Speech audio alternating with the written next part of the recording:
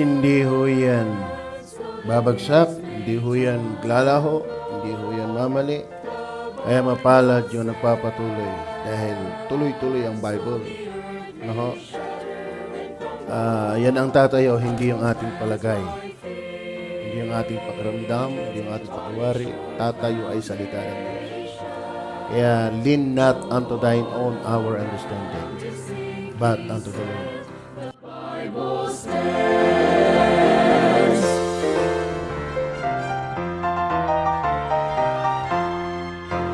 Like a mighty rock undaunted, be the raging storms of time. Ang kanyang pagbibigay ay pag-aalaala sa biyagyang tinanggap niya.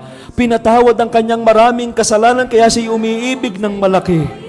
Hindi nagbigay dahil mayaman siya, hindi nagbigay dahil obligado, nagbigay dahil naaalala niya kung gaano siya pinatawad ng Diyos. Ang pabango na ito at ang kanyang actuation na ito'y hindi sobra. Ito'y tugon sa malaking biyaya.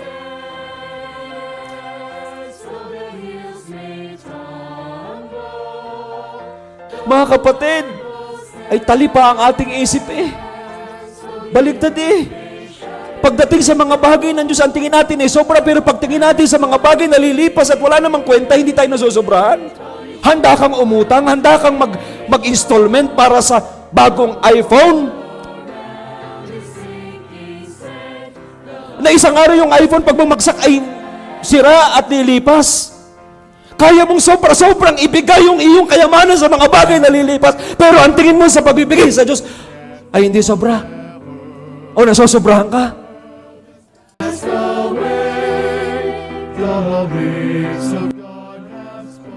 Mga kapatid, kailanman ay hindi sayang ang magbigay sa Panginoon.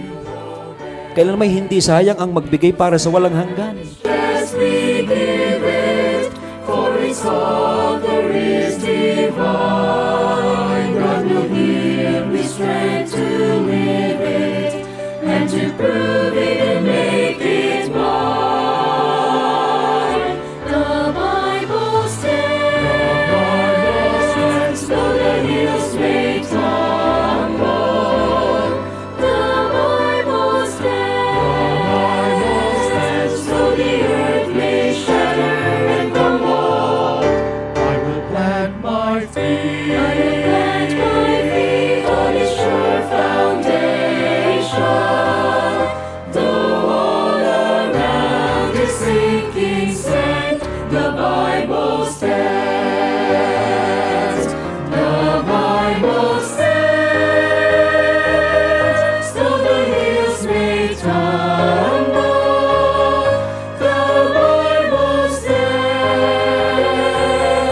Though the earth may shatter and crumble, I will plant my feet on a sure foundation.